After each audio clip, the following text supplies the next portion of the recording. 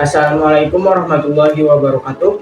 Perkenalkan, nama saya Taufik Hidayat dengan NIM J1B022093, Program Studi Teknik Pertanian, Fakultas Teknologi Pangan dan Agroindustri Universitas Mataram. Di video ini, saya akan menjelaskan hasil rangkuman dari PPT presentasi kelompok mata kuliah Hidrologi Teknik dan Agroklimatologi dengan tema pengaruh unsur iklim dan cuaca terhadap tanaman. Sebelum kita masuk ke pembahasan, kita harus mengetahui pengertian iklim dan cuaca terlebih dahulu. Iklim yaitu rata-rata cuaca dalam waktu yang lama, dalam kurun waktu 25-30 tahun, dan dalam tempat yang relatif luas. Sedangkan cuaca merupakan segala fenomena yang terjadi di lapisan troposfer dalam waktu singkat dan tempat yang sempit. Adapun unsur-unsur cuaca sebagai berikut. Yang pertama yaitu radiasi surya atau sinar matahari, yang kedua suhu udara atau temperatur udara, yang ketiga tekanan udara, yang keempat angin, yang kelima kelembapan udara, yang keenam awan, yang ketujuh hujan atau presipitasi, dan yang terakhir yaitu evaporasi atau penguapan. Nah, di sini kita mendapatkan 4 subpoin yang akan dibahas, yaitu radiasi surya atau sinar matahari, yang kedua suhu udara dan kelembapan udara, dan yang ketiga yaitu hujan atau presipitasi. Baik, kita masuk ke pembahasan materi yang pertama, yaitu pengaruh radiasi surya atau sinar matahari terhadap pertumbuhan tanaman sirih merah, selada, kacang hijau, cabai rawit, dan kedelai. Di mana tanaman-tanaman ini dipresentasikan oleh kelompok 2, 9, 11, 14, dan 15. Yaitu yang pertama definisi. Sinar atau cahaya matahari adalah radiasi elektromagnetik matahari yang mencapai bumi, khususnya inframerah, cahaya tampak, dan sinar ultraviolet. Sinar atau cahaya matahari merupakan sumber energi yang sangat dibutuhkan oleh seluruh makhluk hidup, baik itu manusia, hewan, maupun tumbuhan. Kemudian pengaruh sinar matahari terhadap pertumbuhan tanaman. Yang pertama yaitu sirih merah. Pengaruh sinar matahari terhadap sirih merah yaitu untuk meningkatkan kualitas dan kuantitas tanaman daun sirih merah. Kemudian selada dapat menurunkan kualitas yaitu rasa, warna, daun, kerenyahan, dan tampilan dari selada. Dan yang ketiga yaitu kacang hijau, di mana untuk pertumbuhan morfologi tanaman seperti proses penyatuan CO2 dan air dalam pembentukan karbohidrat. Yang keempat yaitu cabai rawit, untuk pertumbuhan tanaman cabai rawit dengan baik. Dan yang terakhir yaitu kedelai, untuk proses fisiologis yaitu fotosintesis, respirasi, pertumbuhan dan perkembangan, pembukaan dan penutupan stomata. Adapun perlakuan dan hasil yang didapatkan, yaitu yang pertama sirih merah.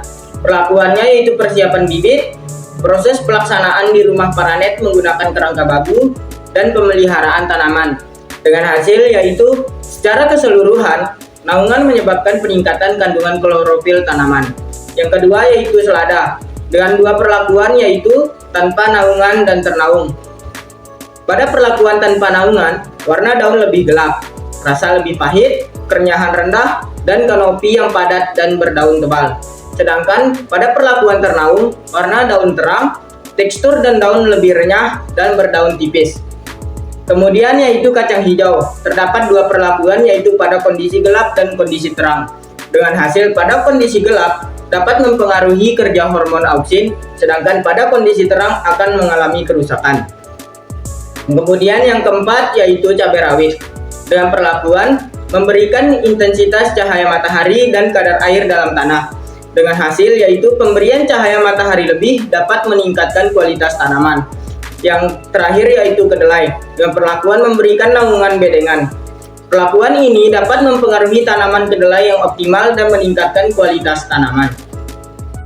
Kemudian pengaruh suhu dan kelembapan udara terhadap tanaman pertumbuhan tanaman padi, kacang tolo, cabai merah, tembakau kasturi, dan cengkeh, yang dimana dipresentasikan oleh kelompok 3, 5, 6, 8, 10, dan 13.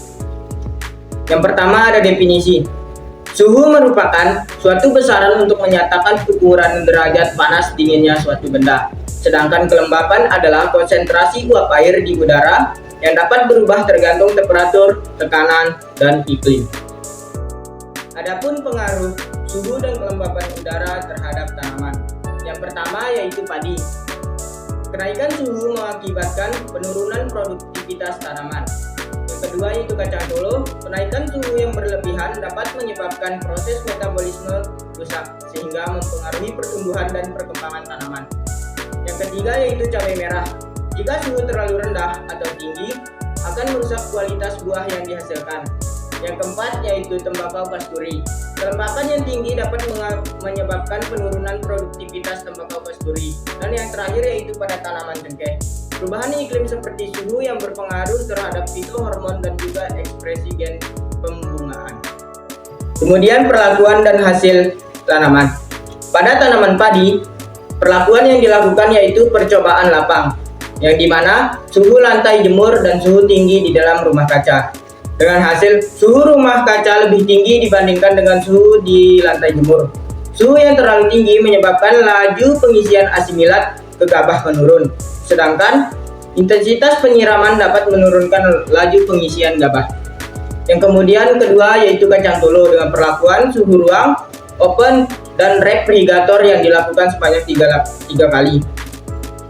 Pada suhu berkisar 21 derajat Celcius, proses fotosintesis akan berlangsung dengan optimal, yang mengakibatkan proses pembentukan glukosa akan berjalan dengan baik, sehingga dapat didistribusikan secara merata ke seluruh tubuh tanaman. Pada tanaman cabai merah, dilakukan perlakuan memberikan variasi suhu dan kelembapan yang konstan, yaitu untuk nilai suhu tanaman 24 derajat Celcius, 27 derajat Celcius, dan 30 derajat Celcius dengan kelembapan kurang lebih 80%. Hasilnya yaitu pengaruh suhu dan kelembapan yang sesuai dengan tanaman cabai pada ruang plantatori yaitu suhu 27 derajat Celcius yang menghasilkan tinggi tanaman, diameter batang, dan jumlah daun yang lebih tinggi dibandingkan pada suhu set point lainnya. Yang keempat yaitu tembakau kasturi. Perlakuannya yaitu pengaturan drainase, penggunaan sistem irigasi yang tepat, dan penerapan teknik pengendalian penyakit tanaman. Hasilnya yaitu temperatur yang tinggi dapat menyebabkan defisit air dalam tanaman dan menurunkan produktivitas tanaman. Dan yang terakhir yaitu pada tanaman cengkeh.